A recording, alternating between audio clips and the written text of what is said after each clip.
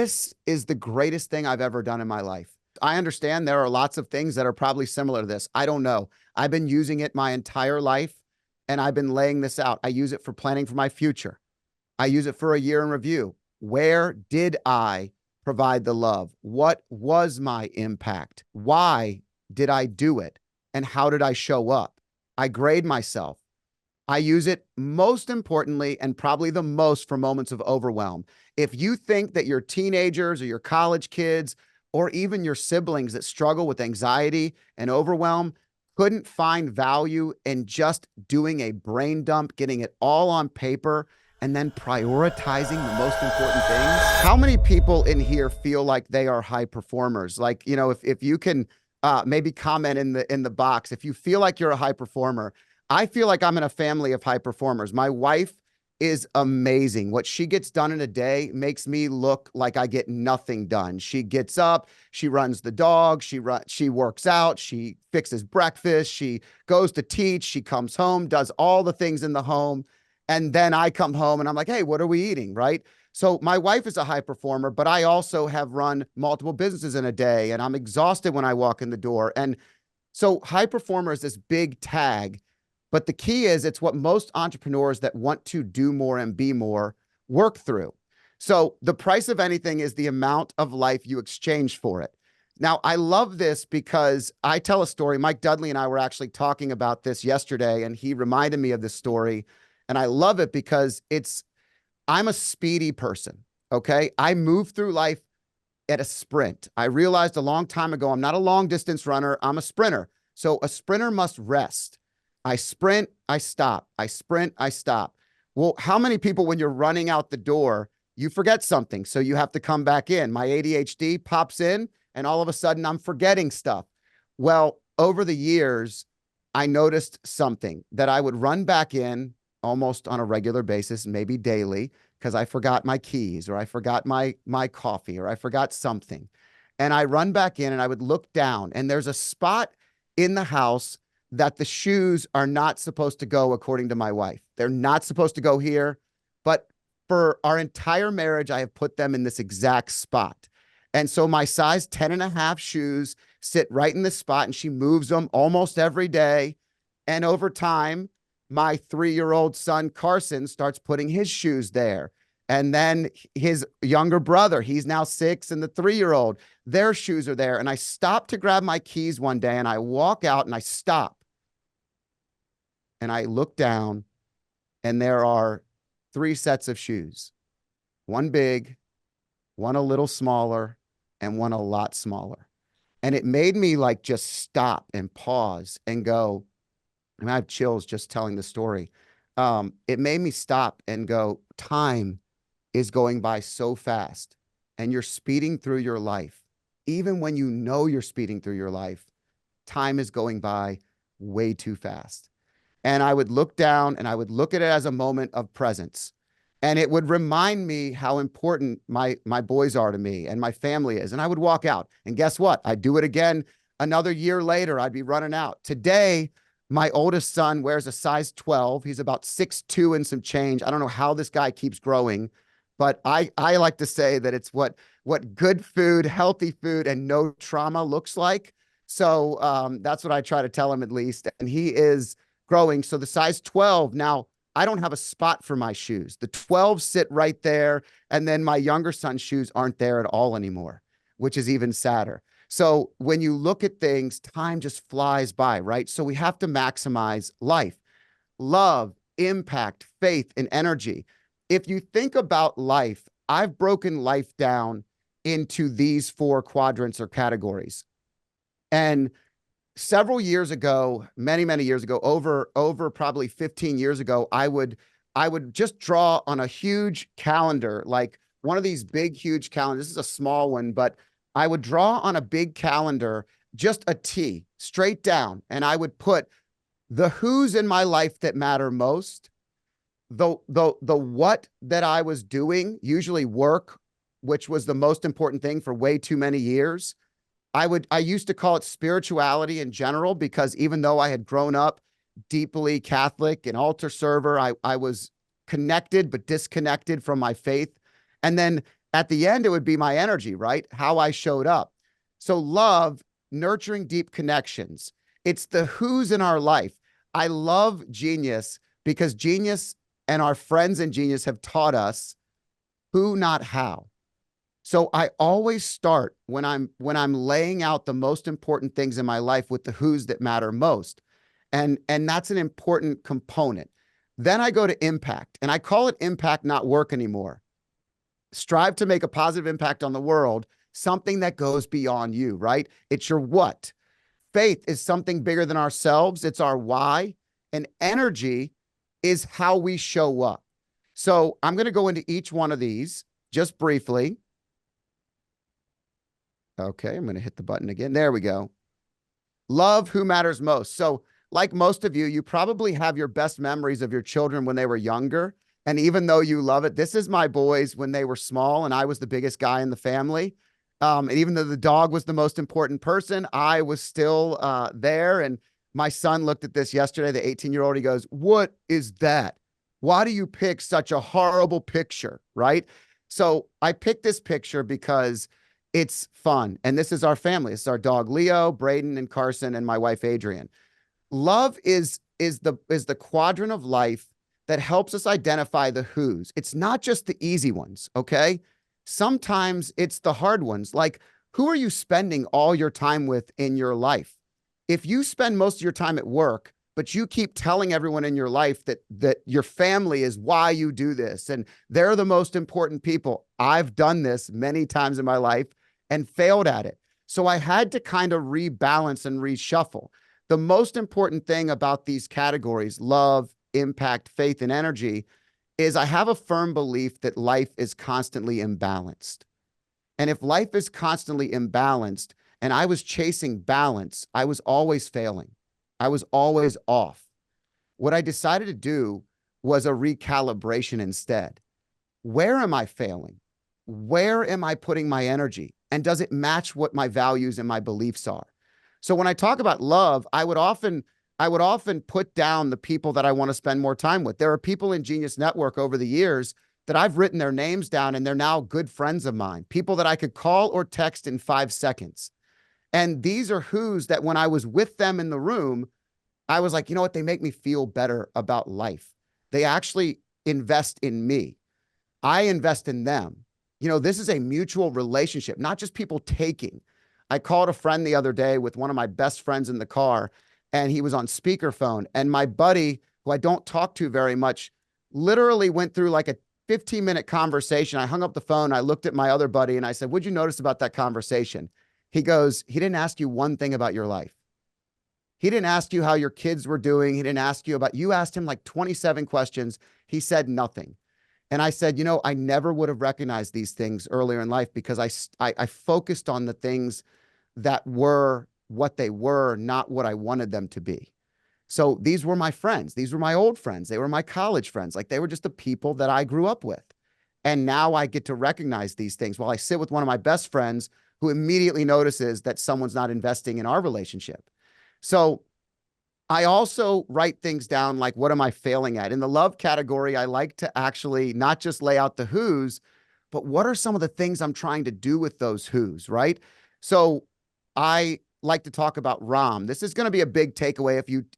If you want a $250,000 idea, ROM is your idea because this is the greatest investment I've ever made. What is ROM? ROM is, I'm going to take you back. I have my firstborn son. He's 3. We have the second-born son. I say we, my wife did all the work. But Braden comes in and I'm like, oh, well, I'll just take the oldest one all the time. I'll give mom as much time as I can and I'll take him. And I started doing what she called all the fun things. And so we have this moment in our lives where we were really disconnected and we're supposed to be most connected. 2 children. Like, why are we not like super in love, healthy boys, everything we wanted?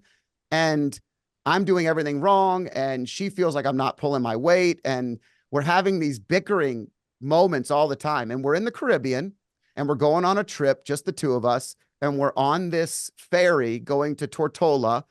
And she leans into me and in a very romantic way. And she goes, "This is our ROM weekend or week."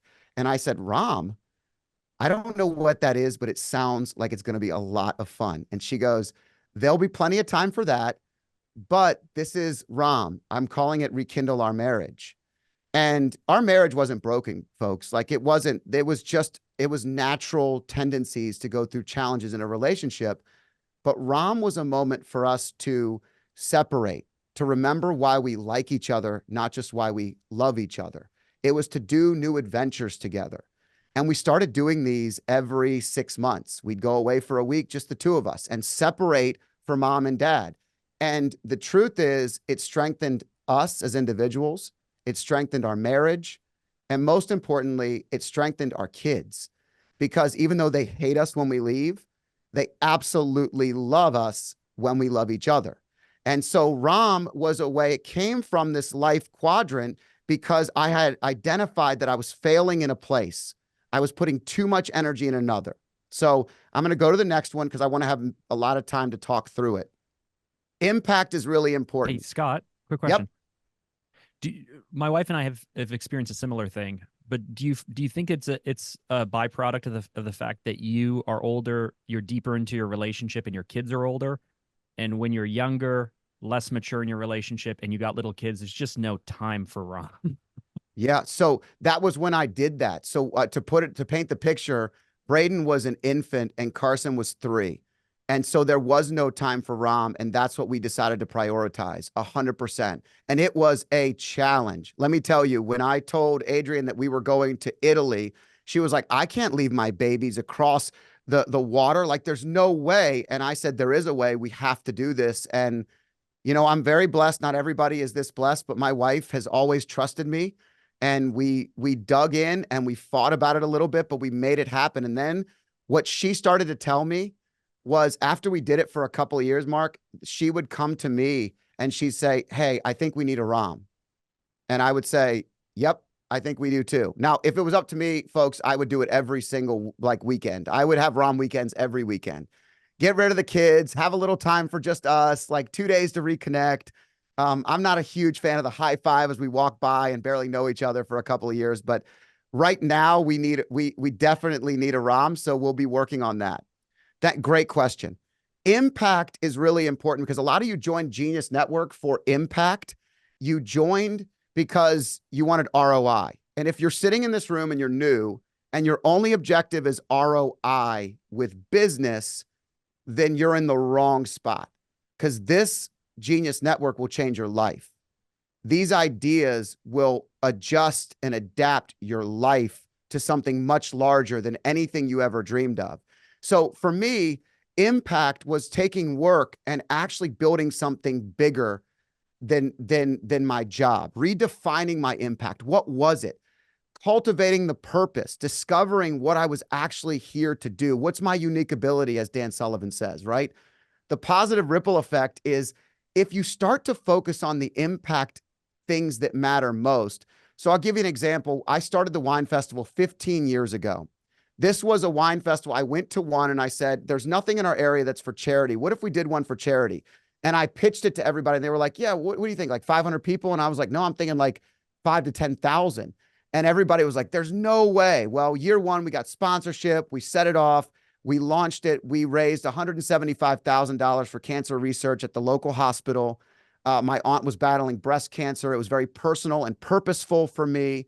And the truth is, I wanted to quit my job. I wanted to just run events. I did not love what I was doing, but I loved the impact I had just made. I didn't think I would ever be able to write a check for $175,000, but I knew I could put my energy and my drive and everything towards helping raise that money.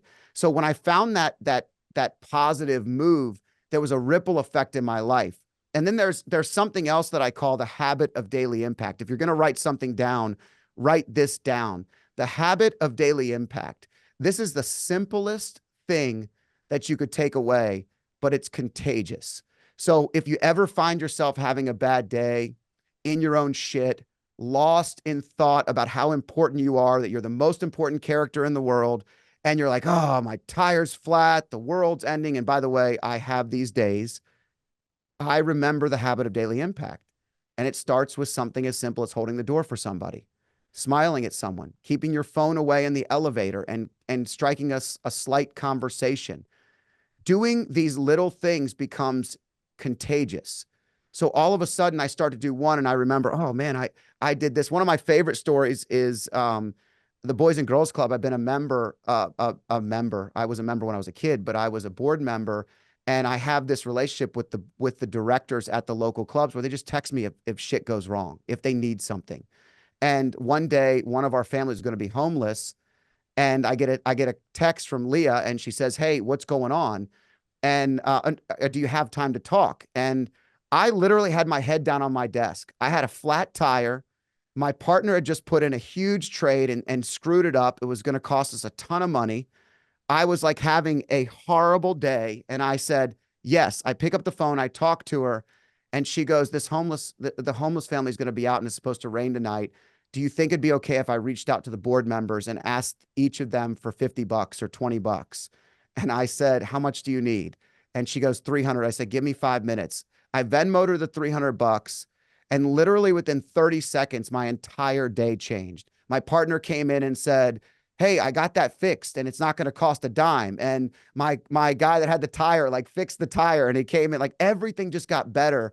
And it was one of those moments where I just had to remind myself that when I get lost in my own self, I need to just completely devote every aspect to making someone else's day better. So my habit of daily impact is something that I do, and I tell myself every single day. Legacy is something that we all live for to leave. Ernest Hemingway, and I'm not a good quote person. Joe is like so amazing at remembering exactly who said it and when they said it, and I'm not that good. But Ernest Hemingway said that a man will die twice. You die the first time when you're buried in the ground, and the second, the last day your name is mentioned. You know, your name man can truly be immortal. At the end of the day, legacy to me is about living your legacy, not leaving one. If you only focus on leaving one, then I'm going to work myself to death and then leave everything for everyone else to enjoy, but it's not a piece of you that they got. If I live my legacy, if we live our legacies, we have so much more to do. And then aligning the actions to those values is really crucial. So faith is something I'm not going to spend a ton of time on. I'm going to say this.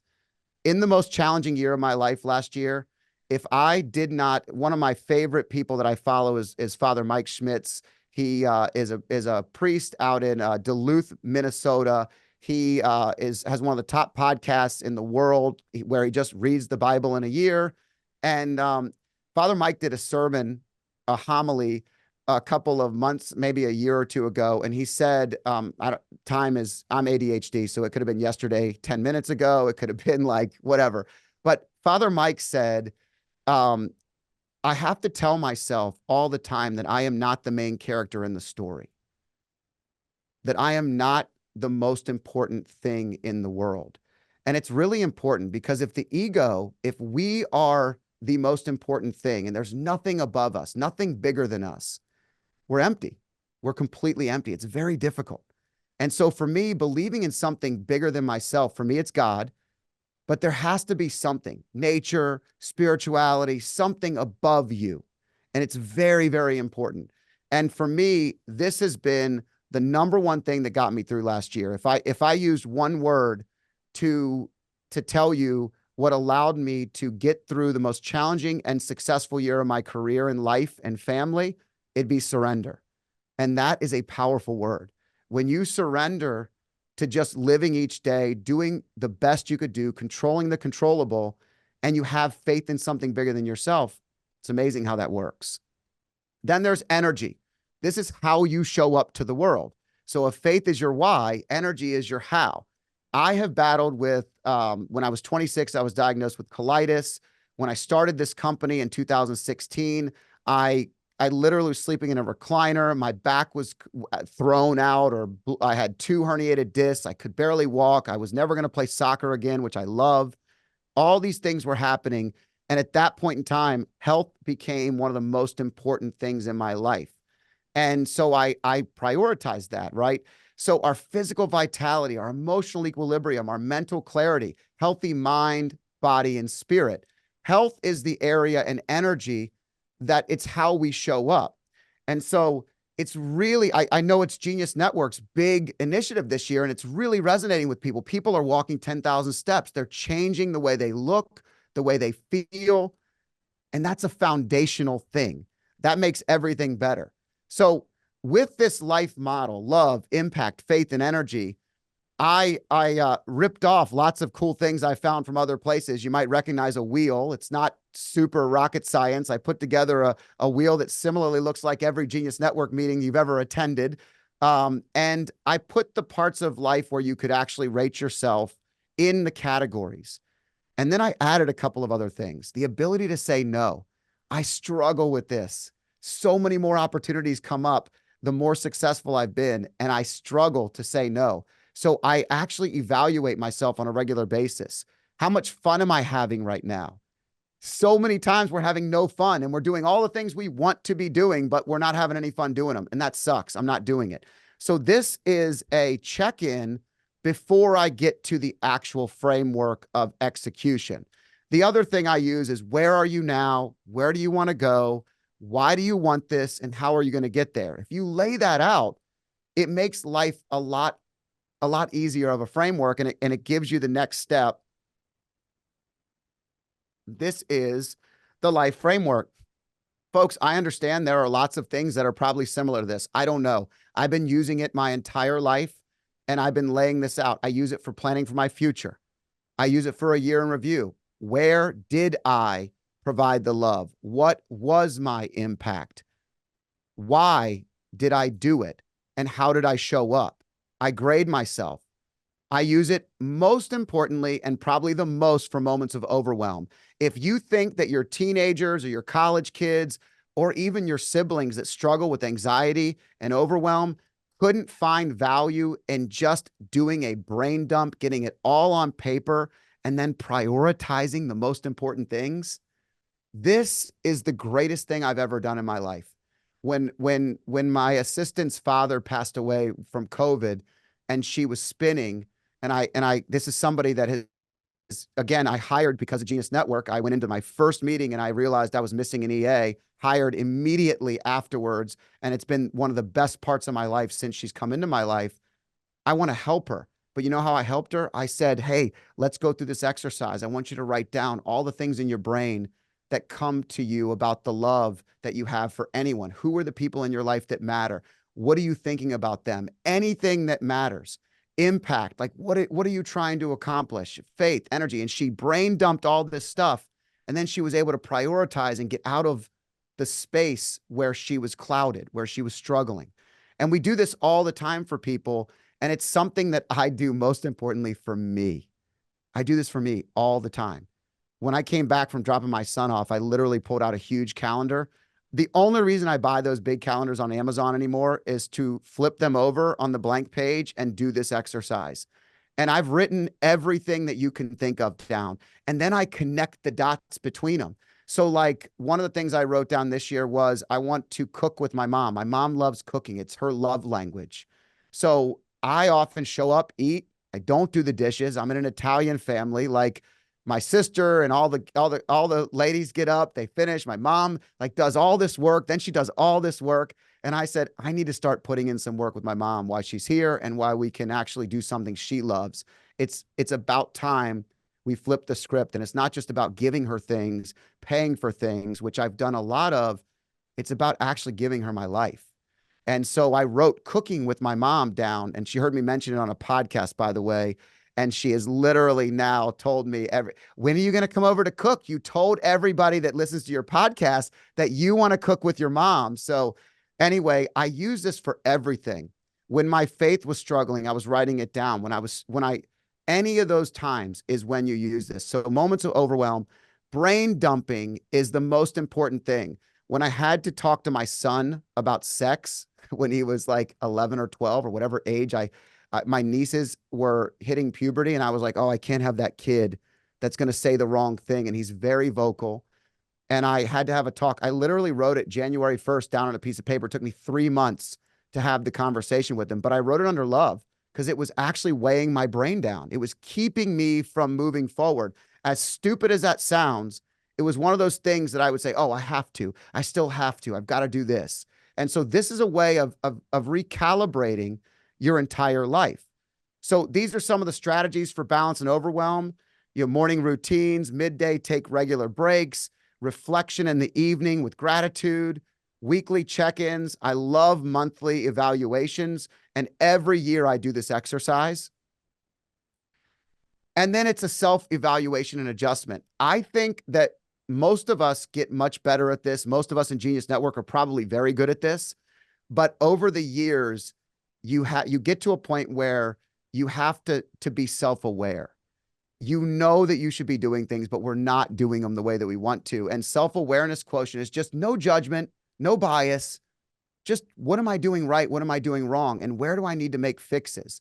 And what I always do when I just go back to this page right here, if I write down like one thing in faith, but I wrote down 14 things in love, I find the most important thing in that category and I highlight it or I circle it and I take my priorities to one priority. And that's what I work on. And guess what? I feel so successful when that happens. So these are ways that I do it. Accountability mindset. You got to recalibrate and you have to do what works for you. And then you have to balance that maintenance proficiency. And this is just the high performance life. If you practice this, and I honestly say this very humbly, I love the life I live. And I also struggle in the life that I live, just like everybody. You know, there's always things that happen that I wish would go a different way, or I would react it differently, or I'd responded differently. And, you know, there's lots of those moments. This just helps me calibrate. This helps me get better. So instead of repeating the same failures over and over again, I have a tendency to learn from them. And this model has allowed me to do the big things well, have lots of projects going on at one time. You know, Joe always says that when he gets overwhelmed, he likes to add one more project because, well, there's nothing like a new idea, right?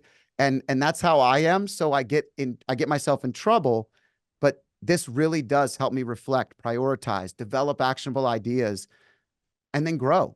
And I feel like that's a very valuable thing. So I will turn this screen share off and we'll open it up for questions, comments, ideas, and anything that's on anybody's mind.